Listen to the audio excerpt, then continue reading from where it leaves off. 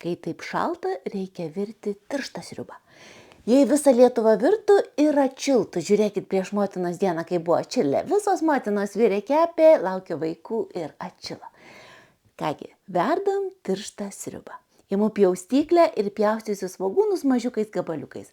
Galima pjaustyti ranka, bet tas pjaustyklė praverčia. Ypač jeigu konservuojat, marinuojat, ruošiate žiemai, tai tikrai pravers turėti tokią pjaustyklę.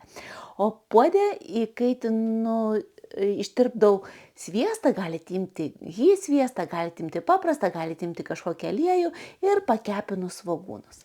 Kol svogūnai kepa, lygiai tokiais pačiais mažais kubeliais susipjaustau morkas. Pjaustyti tikrai lengva, tik tais nespauskite taip lengvai, bet taip trink ir tikrai lengvai supjaustysit ir nebijokit, pjaustyklė yra tikrai tvirta, jinai nesulūš.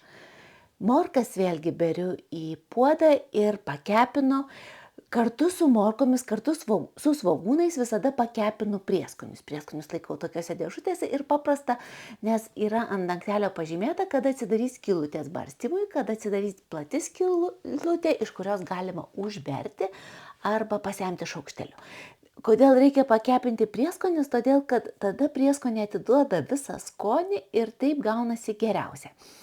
Jeigu verdat troškinį, jeigu verdat sriubą, visada prieskonius pakepinkit, jeigu kepinat svogūną.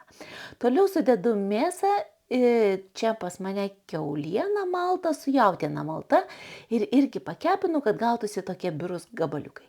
Tada dar įpilu naminės pomidorų tyrės, mano tokia neraudona, nes naminė, nes iš morkinių pomidorų galit pilti pomidorus, tuos, kai būna savo sultyse tokius supilti ir irgi labai skanu. Ir tada įpilu vandens, pilu verdančio vandens, kad būtų greičiau ir palieku, kad užvirtų, kad gerai užvirtų ir pavirtų kokias porą minučių. Per tą laiką susipjaustau bulves. Štai pažiūrėkit, dar yra tokia pjaustyklė, tas dėkliukas, kuris pjausto tokiomis skiltelėmis, bet aš paimu tuos didesniuosius kubelius, kvadratėlius. Žinoma, kad gautųsi kvadratėliais, pirmiausia, bulves reikia supjaustyti riekelėmis, tai čia labai greitai. Jeigu dėčiau visą bulvę, tai gautųsi tokios skiltelės, ilgos skiltelės, tai ilgomis skiltelėmis galit šaldyti moliūgus, galit į obuolius kokius į pyragą pjaustyti, puikiausiai pjausto. Kai jau daug pripjaustom, krestelim truputėlį pjaustyklę, kad subirtų atgal tos bulvės ir tada turim dar vietos pjaustymai. Patogu, kad viskas subyra į šitą dėžutę ir tada patogu ir supilti, ir šaldymui galit supilti taip. Aš labai mėgstu užšaldyti morkas, užšaldyti paprikas ir pjausčiau tokiais kubeliais svogūnus ir juos džiovinau. Tai buvo pradėję pūti svogūnai, tai irgi labai pasiteisino. O verdant, dabar matom, kad užvirė, tai prilėtinam ugnį ir paliekam, kokias 20 minučių, kad gerai išvirtų.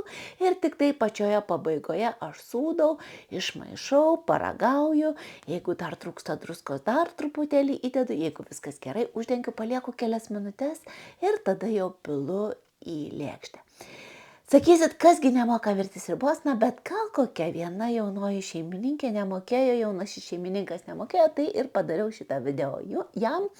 O jeigu jūs norėtumėte įsigyti ką nors, tokį puodą, kuris tarnautų jums ilgai, nes maniškis jau tarnauja 18 metų, ar tokią pjaustyklę, kurią galėsit pjaustyti daržoves visokiais kubeliais, kvadratėliais ar skiltelėmis, o jūsų puodas bus gražesnis, nes maniškis jau senas.